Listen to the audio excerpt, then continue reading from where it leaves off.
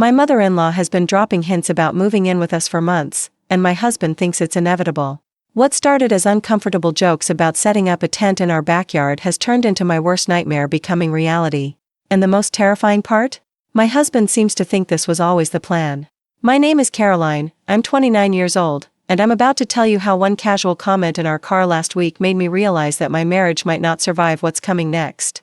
Tyler and I met during a summer internship at a marketing agency in Denver back in 2017. I was working in their creative department while finishing my communications degree, and he was in their finance division. We kept running into each other at the coffee machine, and one day he mentioned he was looking for someone to split concert tickets. I said yes before he even told me which band it was. Turns out it was the Lumineers, and we spent the entire evening singing along terribly and laughing until our sides hurt. Those early days felt like we were living in our own little bubble of happiness. We'd spend weekends exploring hiking trails around Boulder, trying new restaurants in downtown Denver, and planning elaborate camping trips. Tyler was everything I thought I wanted in a partner: funny, ambitious, family-oriented, and completely devoted to making me laugh even on my worst days. His mother, Patricia, seemed lovely at first. She was one of those women who always had fresh flowers in her house, made elaborate Sunday dinners, and remembered everyone's birthdays with handwritten cards. When Tyler first introduced us at a family barbecue, she hugged me tight and said, "Any girl who can make Tyler smile like that is already family to me." I felt so welcomed, so accepted. Patricia had raised Tyler and his older sister Emma as a single mother after their father left when Tyler was 12. She worked 2 jobs, drove them to every practice and lesson, and somehow still managed to be the mom who hosted all the sleepovers. Tyler absolutely worshipped her, and honestly, I could see why. But somewhere around our second year of dating, I started noticing little things. Patricia had this way of giving advice that didn't quite feel like advice. She'd say things like, "Oh, Caroline, that's such an interesting way to season chicken. I've always found that less is more, but everyone has their own style, I suppose." Or when we'd visit, she'd comment on our apartment with backhanded compliments like, "This place has so much potential. With the right touches, it could really feel like home." Tyler never seemed to notice. He'd just laugh and say, "That's just mom being mom. She means well." We got engaged in 2019, and Patricia threw us an engagement party. She gave this beautiful speech about how grateful she was that Tyler had found me. I actually cried during that speech. But planning the wedding revealed a side of Patricia I hadn't seen before. Every decision became a battle disguised as a helpful suggestion. The flowers I'd chosen were lovely, but not very practical for photographs. The venue was beautiful, but have you considered somewhere with better parking? Tyler would always take her side. "Mom's just trying to help," he'd say. She planned Emma's wedding and it turned out amazing. I started to feel like I was planning Patricia's dream wedding, not mine. The wedding itself was beautiful, but as I stood at the altar, I couldn't shake the feeling that this wasn't really my wedding. It was Patricia's production. Our first year of marriage was actually pretty good. We moved into a cute house about 20 minutes from Patricia's place. But then Patricia started having what she called her senior moments. She was only 58, but she'd call Tyler in a panic because she couldn't find her car keys, or she'd forget she'd already told us the same story 3 times. We convinced her to see a doctor, who told her she was experiencing normal age-related forgetfulness, possibly from stress. He recommended she consider downsizing since maintaining her house was becoming overwhelming. That's when the comments started. "I've been thinking about selling this big old house," she'd say during our weekly visits. "It's just too much for one person. Plus, with these memory issues, I worry about leaving the stove on." Then came the loaded joke, "Maybe I'll just pitch a tent in your backyard." These conversations happened more and more frequently. Every family dinner would somehow circle back to Patricia's housing situation and her declining mental state. She'd make self-deprecating comments about losing her marbles and becoming such a burden, but then follow them up with pointed observations about how families used to take care of each other. I started dreading our visits. Patricia had this way of making every conversation feel loaded with subtext. She'd talk about her friend Margaret, whose son had built her an apartment above his garage. "Such a blessing," she'd say, "to have children who understand that family comes first." Tyler would nod along sympathetically, offering reassurances that we'd never let anything happen to her. And I'd sit there feeling like I was watching a very strategic campaign being waged against my marriage. Every solution that didn't involve moving in with us was immediately dismissed. Hiring help was too expensive. Assisted living was just warehouses for people whose families don't want them. Moving to a smaller place would be starting over somewhere I don't know anyone. Meanwhile, Patricia started stopping by unannounced, using her key that Tyler had given her for emergencies. I'd come home to find her reorganizing my kitchen cabinets. When I'd gently mentioned that I preferred things the way they were, she'd apologize profusely and say she hoped I didn't mind her motherly instincts kicking in. Tyler thought it was sweet. "Mom's just showing she cares," he'd say when I'd express my discomfort. The breaking point started building last month when Patricia announced she'd gotten an estimate for roof repairs. $8,000, she said sadly. "I just don't have that kind of money, especially with everything else this old house needs." Over the next few weeks, Patricia's hints became less subtle. Each phone call would end with her sighing about how she didn't know what she was going to do. Tyler started researching assisted living facilities, but every option he'd present would be rejected. Too expensive, too far from family, too institutional. Nothing was ever quite right. Last Tuesday, we'd gone to Target for basic household items. We were driving home, talking about whether we needed gas, when Tyler suddenly went quiet. "So," he said, his voice careful, "I've been thinking about Mom's situation." "Okay," I said, not really paying attention. "I think we both know this is heading in a certain direction," Tyler continued. "With the house falling apart and her memory getting worse, it's probably just a matter of time." Something in his tone made me turn to look at him. "What do you mean?" I asked, getting a sinking feeling. Tyler glanced at me, then back at the road. "I mean, we both know my mom will eventually end up living with us." The words hit me like ice water. "We both know?" I repeated slowly. "Well, yeah," Tyler said, surprised by my reaction. "I mean, what else is she going to do? She can't afford to fix her house, she doesn't want assisted living, and her memory issues are only getting worse. She's going to need family support." I stared at him, speechless. This man I'd been married to for 4 years had just casually announced that his mother moving in was a foregone conclusion. Not a possibility we might discuss. A certainty. "Tyler," I said, trying to keep my voice steady, "we've never talked about this." He looked genuinely confused. "We haven't? I thought it was kind of obvious where this was all heading." "Obvious? When did we ever discuss your mother moving in with us?" "We didn't have to discuss it," Tyler said defensively. "It's what families do, Caroline. When parents get older and need help, their children take care of them. I thought you understood that." "I understood that we'd help her find good care if she needed it. I didn't understand that meant she'd be living in our house." "Where else would she live?" Tyler asked, edge creeping into his voice. "Some nursing home where they'll ignore her until she dies? She's my mother, Caroline. She sacrificed everything for Emma and me. The least I can do is make sure she's taken care of." The worst part was that he wasn't wrong about Patricia's sacrifices. But that didn't change the fact that I was just learning about this major life decision as if it had already been made. "I'm not saying we abandon her," I said. "I'm saying there are other options.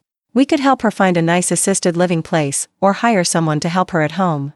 Tyler shook his head. "She doesn't want any of those things.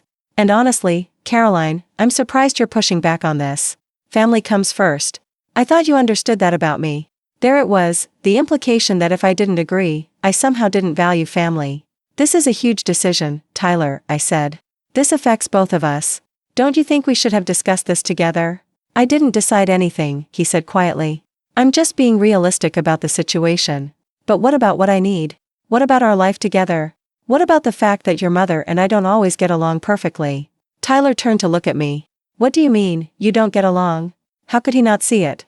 The passive-aggressive comments, the constant undermining of my decisions, the way Patricia treated our house like her territory? "Tyler," I said carefully, "your mother has very strong opinions about how things should be done.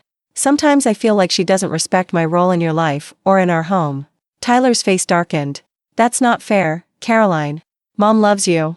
She's always treated you like a daughter. Has she? Or has she treated me like someone who's temporarily caring for her son?" Tyler stared at me like I'd slapped him.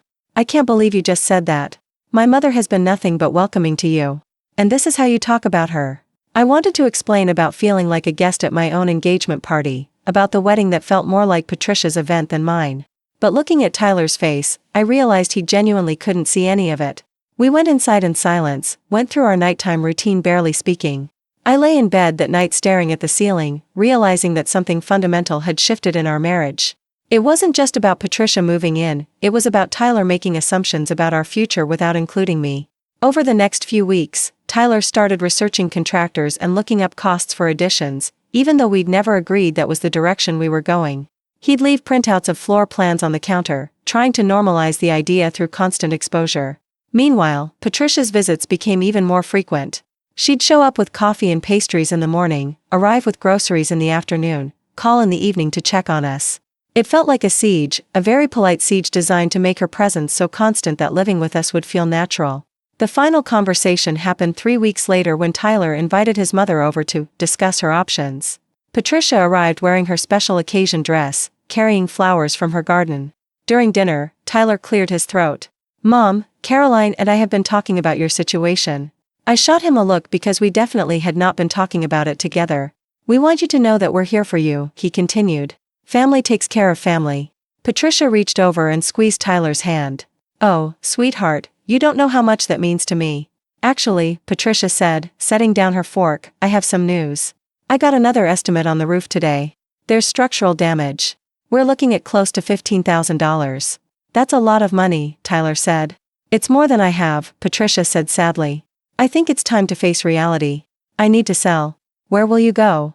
Tyler asked, though I could tell he already knew the answer he wanted. Patricia looked between us hopefully.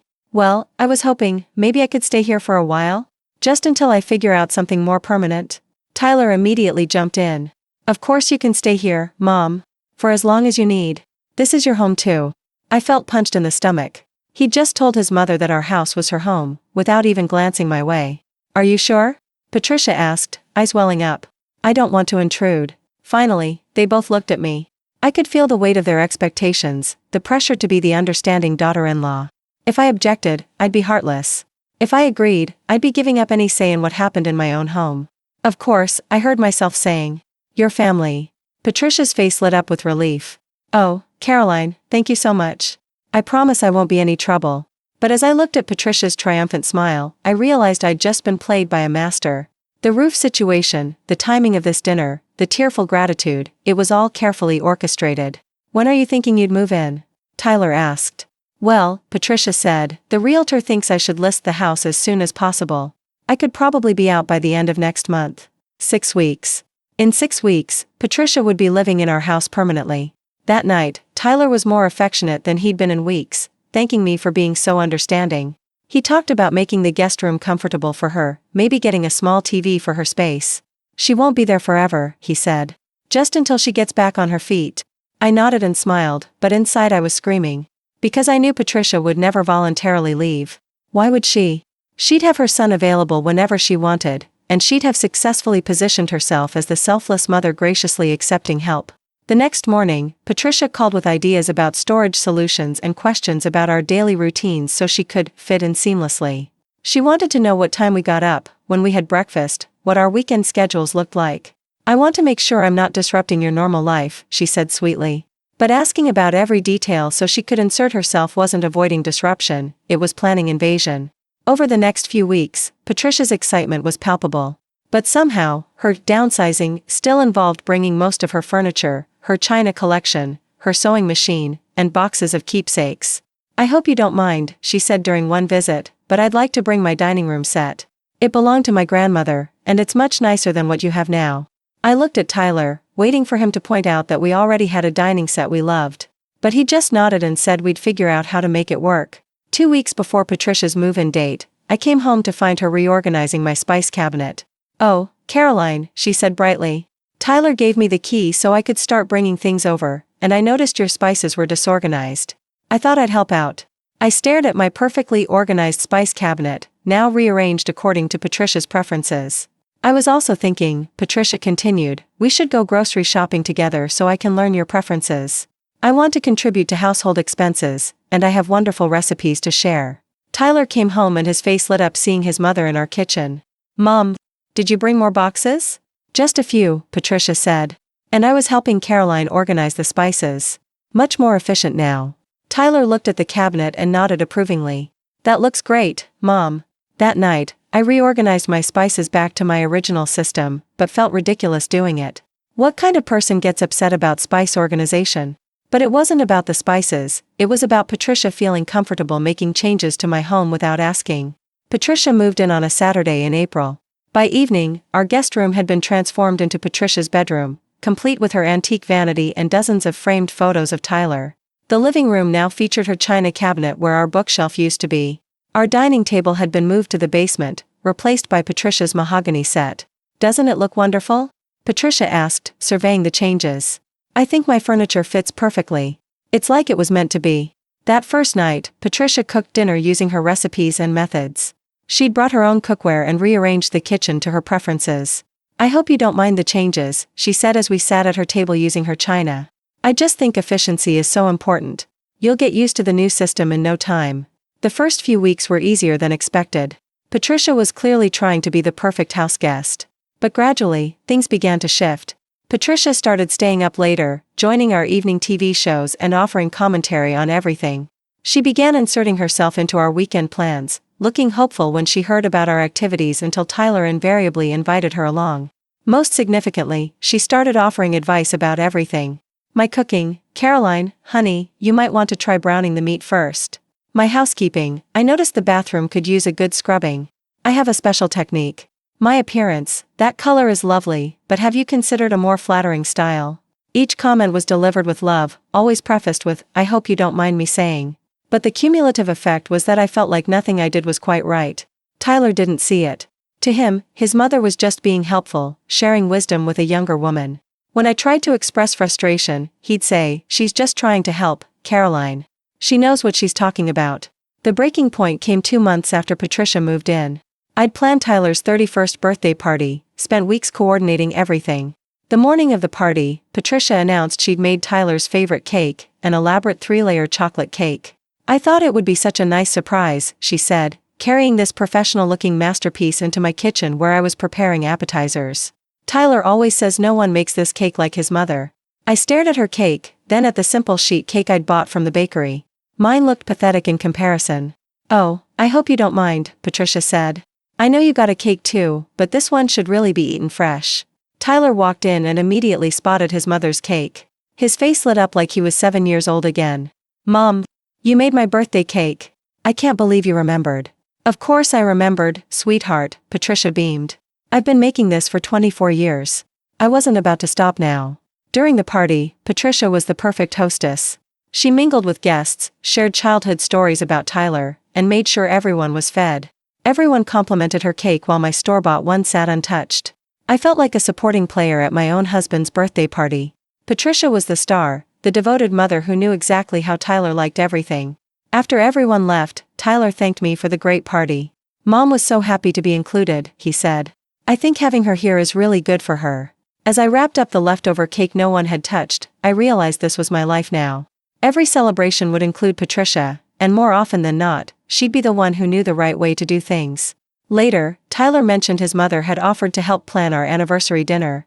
"She knows this great restaurant with private dining rooms." "I was hoping we could just do something simple," I said.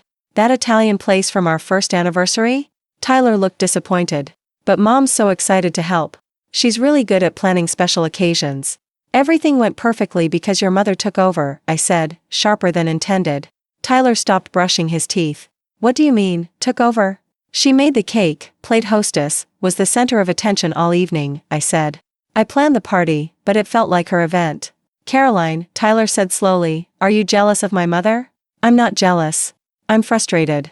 I feel like I can't do anything in my own home without your mother having a better way to do it." "She's just trying to help," Tyler said, edge in his voice. "She's not trying to compete with you. By taking over everything I try to do." "By sharing her experience," Tyler corrected. "Why wouldn't we want to learn from that?" "I just want to feel like I have some autonomy in my own home." Tyler sighed. "Caroline, this is Mom's home too now.